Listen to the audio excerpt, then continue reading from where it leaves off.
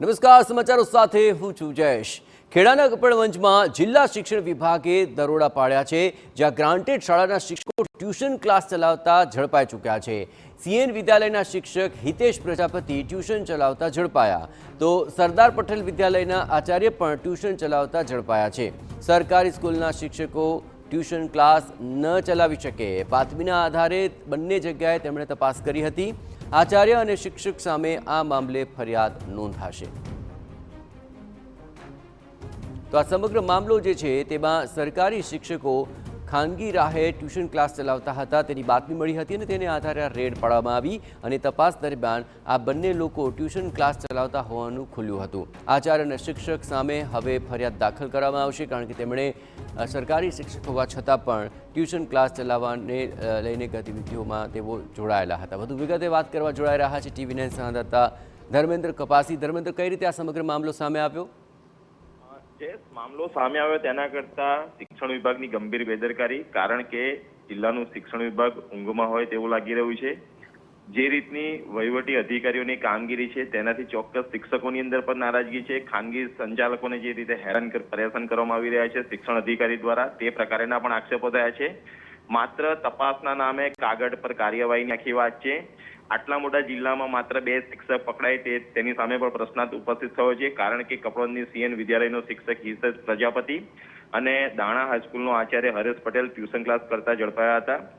કયા કારણસર તેઓ ટ્યુશન કરતા હતા તે પણ સૌથી ગંભીર પ્રશ્ન છે। બીજી તરફ કેટલાક વ્યંગકારો એ પણ રીતે વાત કરી રહ્યા છે કે શાળાઓની અંદર જે રીતે અન્ય કામગીરી સોંપવામાં આવે છે તેના કારણે શિક્ષણ કાર્યની અંદર વિક્ષેપ પડી રહ્યો છે। વિદ્યાર્થીઓને પૂરતો અભ્યાસક્રમ નથી કરાવી શકતા, એટલે ક્યાંક ને ક્યાંક શિક્ષકો પોતાનો અભ્યાસક્રમ ભૂલી ન જાય એટલા માટે પણ ટ્યુશન ક્લાસ ચલાવતા હોય તે પ્રકારનો પણ વ્યંગ થઈ રહ્યો છે।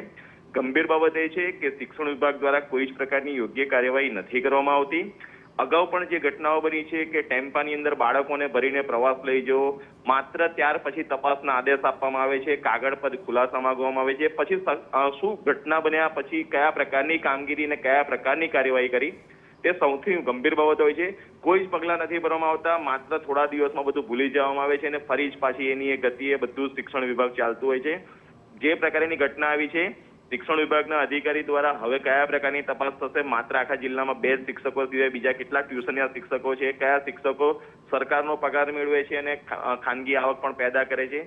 તે પણ ગંભીર બાબત છે। જો કે શિક્ષણ વિભાગ ખાલી તપાસ કરશે કે કાગળની ઉપર કાર્યવાહી કરશે તે પ્રશ્ન છે। જી બિલકુલ ધર્મેન્દ્ર, તમામ ગતિવિધિઓ પર આપ નજર રાખતા રહેજો। હવે સૌથી મોટો સવાલ જ ઉઠી રહ્યો છે કે તપાસ દરમિયાન આ બંને લોકો પકડાયા છે, પરંતુ હવે તેમની સામે કાયદાકીય રીતે શું કાર્યવાહી થાય છે તે અત્યંત મહત્વપૂર્ણ બની રહેશે। તો આજ મામલે પ્રફુલભાઈ પાનસરે આપણી સાથે જોડાયા છે। પ્રફુલભાઈ, આખરે આ બેદરકારી ચોક્કસપણે સામે આવી છે, ખાનગી રાહે ટ્યુશન ચલાવી રહ્યા છે, તપાસમાં પકડાયા પણ છે, હવે કઈ પ્રકારની કામગીરી સરકાર તરફથી હાથ ધરાશે?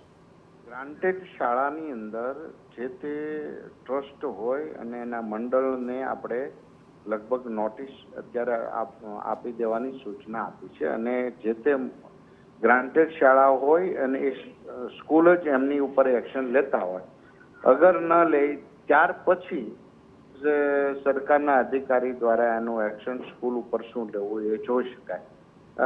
આ જે ઘટના આવી છે મીડિયા દ્વારા, અને એ પ્રથમ દ્રષ્ટિએ તો જોતા સાચી લાગે છે અને એની તપાસ માટે પણ આપણે કહ્યું છે અને એ પ્રમાણે નીકળશે તો આપણે ચોક્કસ એક્શન લઈશું। શું આ કિસ્સા બાદ અન્ય જગ્યાઓ પર પણ આ પ્રકારની તપાસ હાથ ધરાશે? જી, જ્યાં જ્યાં આ તો મીડિયાએ ઉજાગર કર્યું, અત્યાર સુધીમાં અમને એવી કોઈ કમ્પ્લેન કે વાલી દ્વારા કે ગામના સરપંચ દ્વારા ક્યારેય કોઈ પણ પ્રકારની આ શાળાની કમ્પ્લેન મળી નથી।